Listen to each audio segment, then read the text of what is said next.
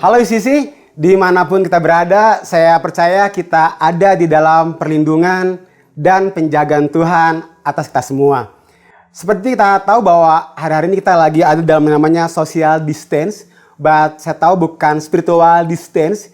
Jadi saya percaya setiap kita tetap bisa terkoneksi satu dengan yang lainnya. Thank God, kita hari ini punya banyak aplikasi, apapun itu namanya, yang membuat kita bisa terkonek satu dengan yang lainnya. Minggu lalu, Kanala share tentang kekhawatiran, Kanala share hal yang luar biasa. Ayatnya berkata di Filipi 4 ayat 6 sampai yang ke-7. Janganlah hendaknya kamu khawatir tentang apapun juga. Saya percaya ini respon yang perlu kita punya di tengah-tengah krisis yang sedang kita hadapi saat ini. Janganlah hendaknya kamu khawatir tentang apapun juga. Dan hari ini saya akan meneruskan apa yang Kanala share minggu lalu. Saya akan share, saya kasih judul sharing saya hari ini adalah Your Response, Your Result. Kita akan belajar dari satu pribadi yang luar biasa, yaitu Ayub. Mari kita mulai belajar. Ayub yang pertama sampai yang kedua. Ayub 1 ayat yang pertama sampai yang kedua. Ada seorang laki-laki di tanah Uz bernama Ayub. Orang itu saleh dan jujur, ia takut akan Allah dan menjauhi kejahatan. Ia mendapat 7 anak laki-laki dan 3 anak perempuan. Ayat yang ketiga, ia memiliki 7.000 ekor kambing domba, wow, 3.000 ekor unta, 500 pasang lembu, 500 keledai betina dan budak-budak dalam jumlah yang sangat besar. Sehingga orang itu adalah yang terkaya dari semua orang di sebelah timur. Dan pada suatu kali datanglah anak Allah. Di antaranya ada juga iblis. Kemudian iblis berkata kepada Allah seperti ini. Apakah dengan tidak mendapatkan apa-apa, Ayub akan takut Allah? Kemudian di ayat yang ke-10 berkata, bukankah engkau yang membuat pagar sekeliling dia dan rumahnya, serta segala yang dimilikinya? Apa yang dikerjakannya telah kau berkati, dan apa yang dimilikinya makin bertambah di negeri itu. Kemudian ayat yang ke-12, maka firman Tuhan kepada iblis, nah, segala yang dia punyai ada dalam kuasamu. Hanya janganlah engkau mengulurkan tanganmu terhadap dirinya. Kemudian pergilah iblis dari hadapan Tuhan. Dan kalau saudara teruskan pembacaan ini, maka di Ayub 1 ayat yang ke-13 sampai yang ke-19 mengatakan, dalam satu hari, Ayub kehilangan semua yang dia miliki. Kambing domba, unta, lembu, keledai, harta benda yang dia miliki. Bahkan gak hanya itu, Ayub kehilangan 7 anak laki-lakinya dan 3 anak perempuannya. Wow. Dari firman Tuhan yang kita baca ini, kita mengerti bahwa Tuhan tidak pernah mengirimkan krisis atau masalah buat hidup kita. Tapi Tuhan mengizinkan masalah dan krisis datang atas hidup kita. Dia yang mengizinkannya. Dia nggak pernah mengirimkan, dia nggak pernah memberikan, tapi dia mengizinkannya. Dan saya suka respon Ayub. Ayub sujud dan menyembah. Bahkan di Ayub 1 ayat yang ke-21 katanya, dengan telanjang aku keluar dari kandungan ibuku.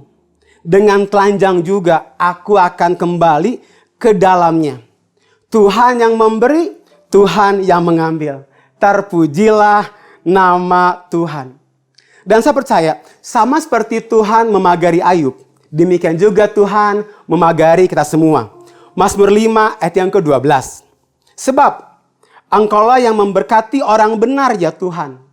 Engkau memagari dia dengan anugerah-Mu seperti perisai. Kalau hari ini kita sedang mengalami krisis, saya percaya Tuhan mengizinkan hal itu terjadi. Apa arti kata krisis? Keadaan yang berbahaya. Parah sekali. keadaan yang genting, kemelut, keadaan suram, keadaan yang tidak menentu. Dan saya lihat krisis akan selalu ada di dalam hidup kita. Tentu dalam level dan area yang berbeda-beda. Tapi yang terpenting ketika krisis datang adalah bagaimana kita meresponi krisis tersebut. Karena respon kita akan menentukan result apa yang akan kita peroleh. Dan untuk setiap kita mempunyai respon yang benar, kita perlu punya yang namanya sudut pandang yang benar. Sudut pandang yang benar akan membuat kita punya respon yang benar. Dan respon yang benar akan membuat kita punya result yang baik. Saya akan share beberapa sudut pandang yang perlu kita punya ketika krisis datang atas hidup kita. Yang pertama, krisis itu sementara. Kita tahu bahwa Ayub gak selamanya mengalami krisis. Dan saya percaya demikian juga dengan hidup kita. Krisis yang sedang kita alami hari-hari ini, dengar, hanya sementara. 2 Korintus 4 ayat yang ke-17 sampai yang ke-18. Dikatakan, karena yang kelihatan adalah sementara. Apa artinya sementara? Enggak selama-lamanya. Saya percaya krisis ini pasti ada ujungnya. Saya nggak tahu kapan, tapi saya percaya pasti ada ujungnya. 1 Korintus 10 ayat ke-13. Saya mau baca terjemahan The Message-nya. No test or temptation that comes your way is beyond the course of what others have had to face. All you need to remember is that God will never let you down. He will never let you be pushed past your limit. He will always be there to help you come through it. Gak ada ujian atau pencobaan yang melebihi kapasitas kita. Karena sesuatu yang dipakai melebihi kapasitas pasti akan rusak. Dan Tuhan gak mau merusak hidup kita. So that's why krisis yang sedang kita alami hari ini, saya percaya ada di dalam kapasitas kita. Yang perlu kita ingat adalah bahwa Tuhan tidak akan pernah mengecewakan kita. Dia tidak akan pernah membiarkan kamu didorong melewati batasmu. Dia akan selalu ada membantu kita untuk melewatinya. Katakan amin. Sudut pandang yang kedua. Tuhan ada di tengah krisis. Engkau perlu tahu ini, bahwa Tuhan kita ada di tengah-tengah krisis yang sedang kita hadapi. Ayub 2 ayat ke-10. Tetapi jawab Ayub padanya, engkau bicara seperti perempuan gila. Apakah kita mau menerima yang baik dari Allah, tetapi tidak mau menerima yang buruk? Dalam kesemuanya itu, Ayub tidak berbuat dosa dengan bibirnya. Ayub berkata kepada istrinya, karena istrinya berkata, kutukilah Allahmu dan matilah. Tapi Ayub percaya bahwa Tuhan ada di tengah-tengah krisis. Ayub mengakui Tuhan ada di tengah-tengah krisis. Di awal tahun, di akhir lebaran saya sampaikan di Matius 1 ayat ke-23. Anak itu akan dinamakan Immanuel. Immanuel adalah kata Ibrani yang berarti Allah ada bersama kita. Tuhan gak janjikan bahwa hidup kita hanya akan mengalami keberhasilan. Enggak, akan ada kegagalan. Tuhan gak berkata bahwa akan ada sukacita, gak pernah ada duka cita. Tuhan gak pernah berkata bahwa akan hidup seperti jalan tol, gak pernah ada krisis. No, yang Tuhan janjikan adalah Allah ada bersama kita. Itu sebabnya Daud berkata di Mazmur 23 ayat ke-4, sekalipun aku berjalan dalam lembah kekelaman, aku tidak takut bahaya. Sebab engkau besertaku, gadamu dan tongkatmu itulah yang menghibur aku. Sudut pandang yang ketiga, kita perlu tahu bahwa krisis itu memurnikan kita. Ayub 23 ayat 10 berkata, karena ia tahu jalan hidupku, seandainya ia menguji aku akan timbul seperti emas. Siapa kita sesungguhnya adalah siapa kita ketika menghadapi masalah. Suatu kali ada beberapa perempuan di Dublin, dia sedang berkumpul mendengarkan firman Tuhan dari Malaikat 3:3. Ia akan duduk seperti orang yang memurnikan dan mentahirkan perak. Kemudian beberapa perempuan ini agak susah membayangkan firman Tuhan ini. Jadi mereka datang ke pandai pembuat perak. Dan dia melihat bahwa waktu pandai perak ini sedang memurnikan peraknya, maka matanya sangat tertuju kepada perak yang sedang dia murnikan. Kenapa?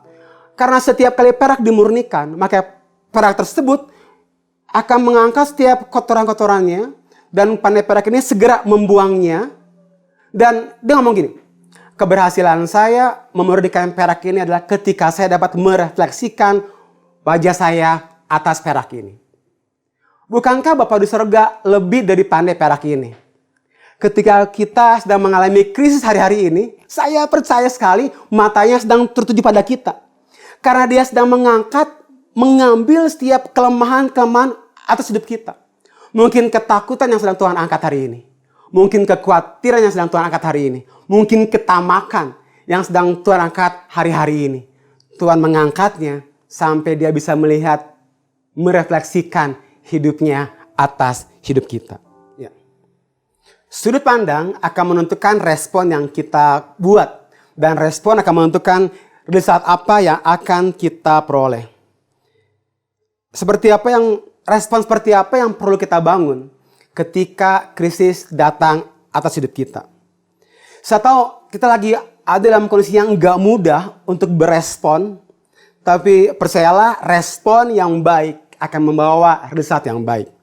Saya akan encourage saudara untuk kamu mempunyai beberapa respon. Di tengah-tengah krisis yang sedang Ayub hadapi, Ayub 1 ayat yang ke-21, katanya, dengan telanjang aku keluar dari kandungan ibuku, dengan telanjang juga aku akan kembali ke dalamnya. Tuhan yang memberi, Tuhan yang mengambil. Terpujilah nama Tuhan. Ayub katakan, terpujilah nama Tuhan. Respon yang pertama, mari kita memutuskan untuk mengucap syukur dan bersuka cita, bukan menggerutu dan bersungut-sungut. 1 Tesalonika 5 ayat 18 berkata, mengucap syukurlah. Cara pandang kita akan berubah waktu kita mengucap syukur. Cara pandang kita akan Tuhan akan berubah waktu kita mengucap syukur. Waktu kita mengucap syukur, kita akan melihat Tuhan is a good God, bukan a bad God. Karena mengucap syukur akan merubah cara pandang kita akan Tuhan. Mazmur 37 ayat keempat. Dan bersukacitalah. Ini respon yang perlu kita punya. Mengucap syukur dan bersukacitalah. Sukacita beda sama bahagia. Bahagia itu perasaan yang sementara. Oleh sesuatu yang terjadi dari luar atas kita. Contoh, karena people good to you. You have a good position. You have a good place. Bahagia karena orang baik sama kita. Bahagia karena kita punya posisi yang baik. Bahagia karena kita berada di tempat yang baik. Tapi itu hanya sementara. Tuhan bilang kita bukan bahagia. Tuhan mau kita bersukacita. Apa sukacita? Perasaan yang kekal yang disebabkan oleh sesuatu yang terjadi dari dalam. Yaitu hubungan kita dengan Tuhan yang adalah sumber sukacita.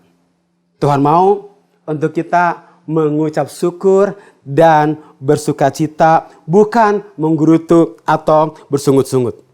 Keluaran 17 ayat ke-7. Dinamailah tempat itu Masa dan Meriba. Oleh karena orang Israel telah mencobai Tuhan dengan mengatakan, adakah Tuhan di tengah-tengah kita atau tidak?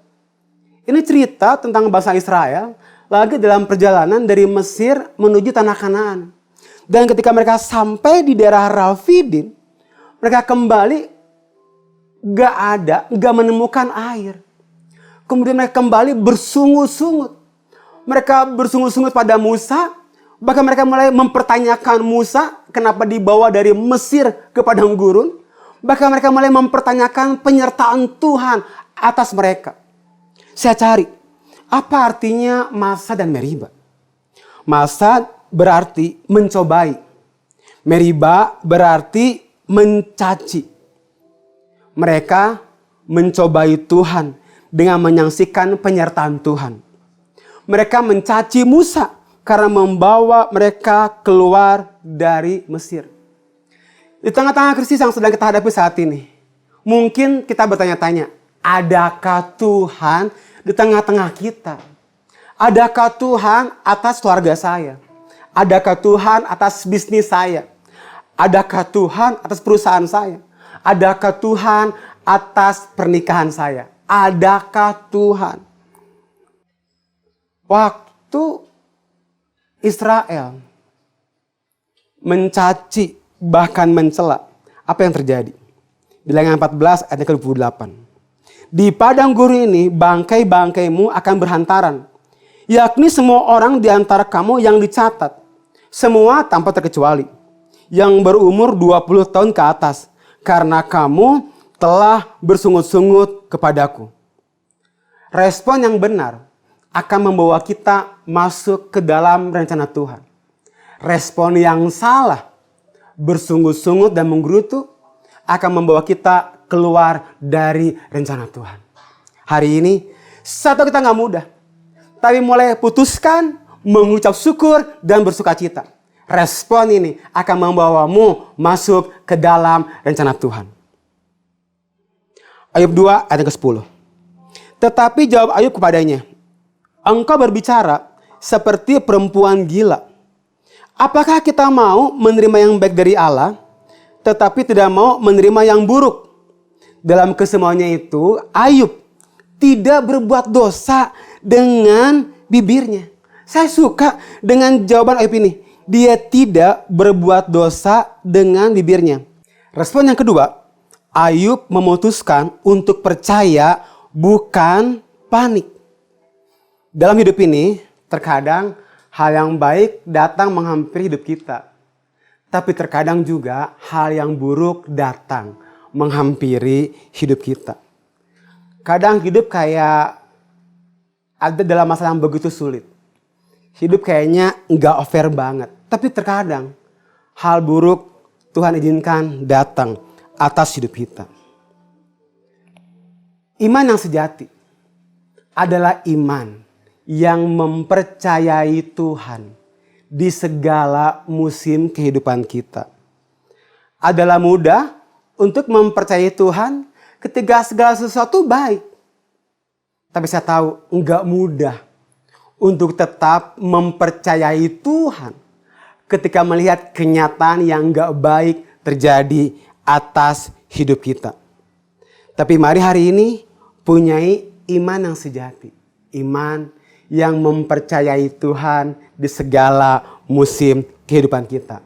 Kita percaya dalam sukacita Tuhan ada, dalam duka cita Tuhan ada. Kita percaya dalam keberhasilan Tuhan ada, dalam kegagalan kita Tuhan ada. Yang penting jangan panik. Panik adalah manifestasi orang yang mengandalkan kekuatannya sendiri, padahal dia tahu kekuatannya terbatas.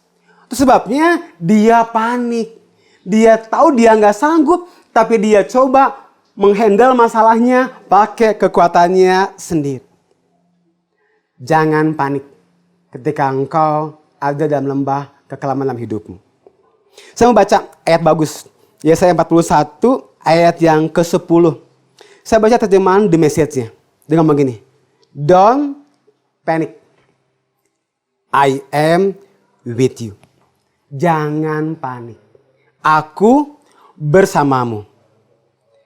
There is no need to fear, for I am your God. Gak perlu takut, karena aku adalah Tuhan Allahmu.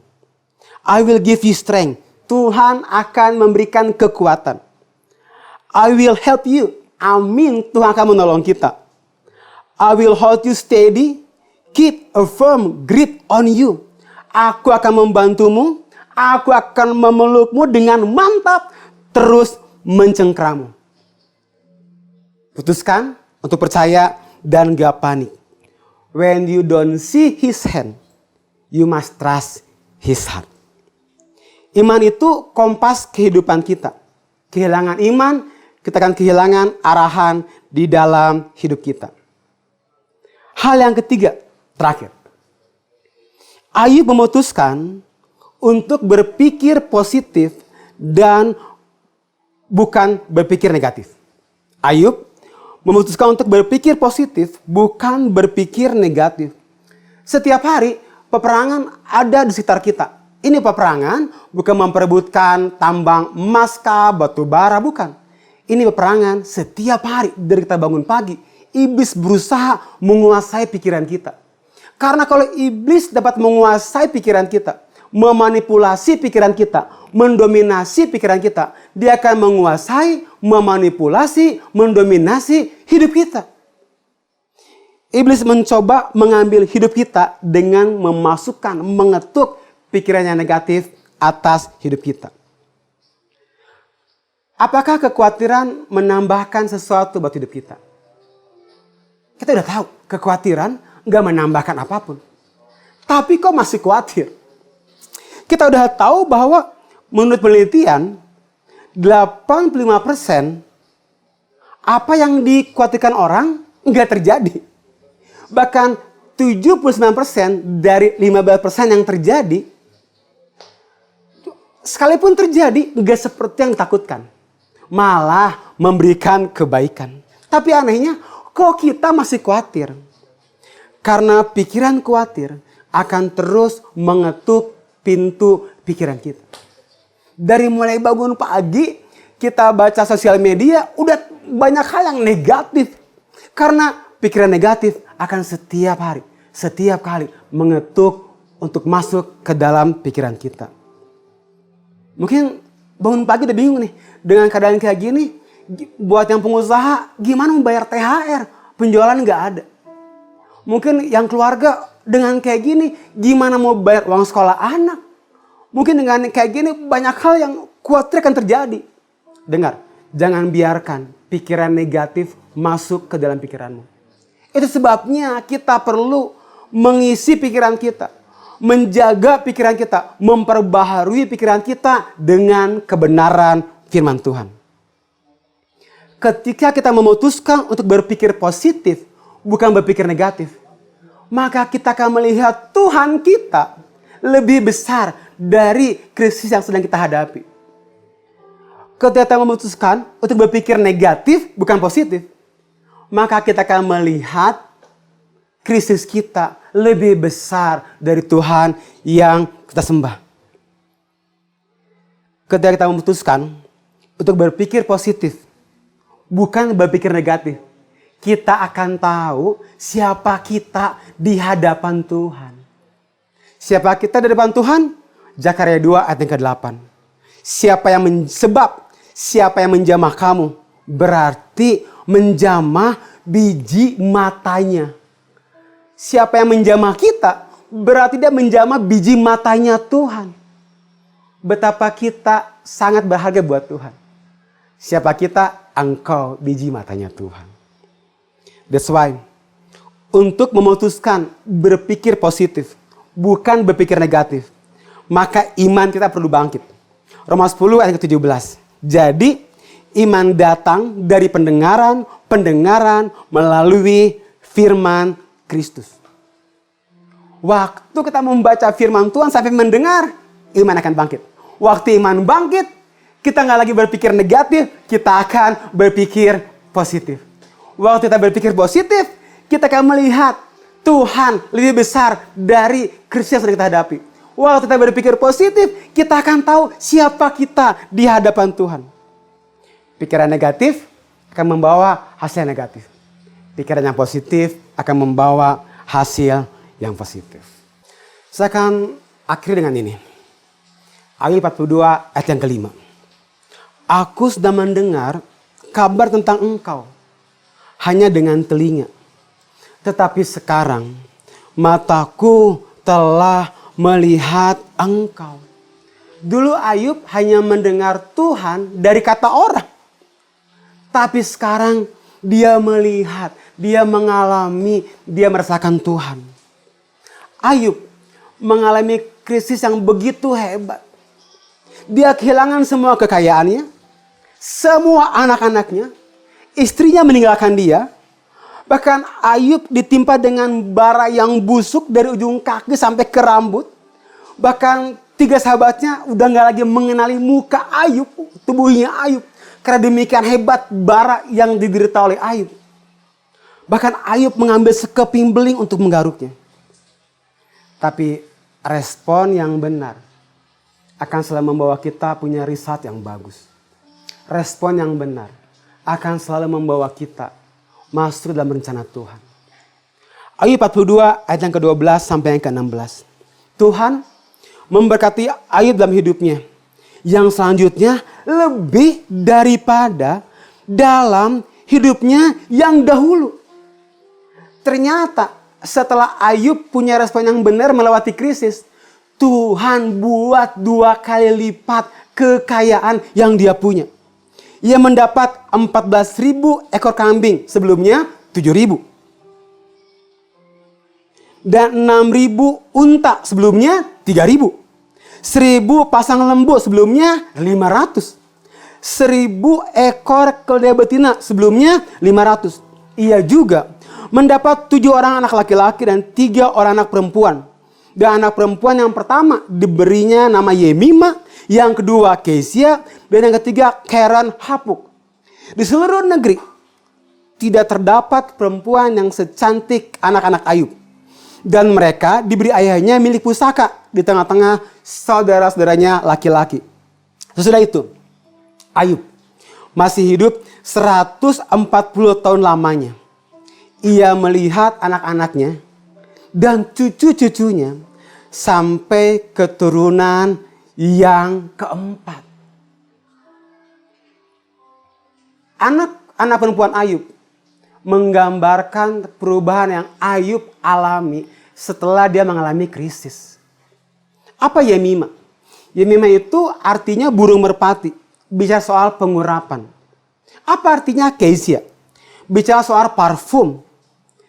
Bicara soal hadirat Tuhan. Kesia artinya parfum. Bicara soal hadirat Tuhan.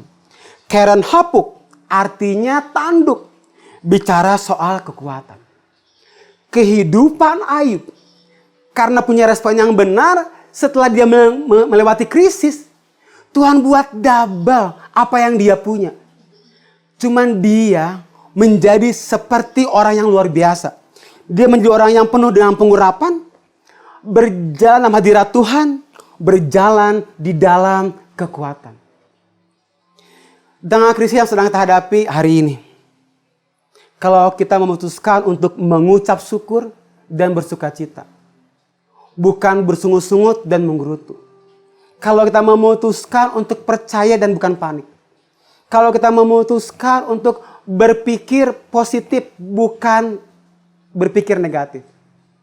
Maka saya percaya berkat yang sama yang Tuhan berikan buat Ayub, berkat itu akan Tuhan berikan atas kita.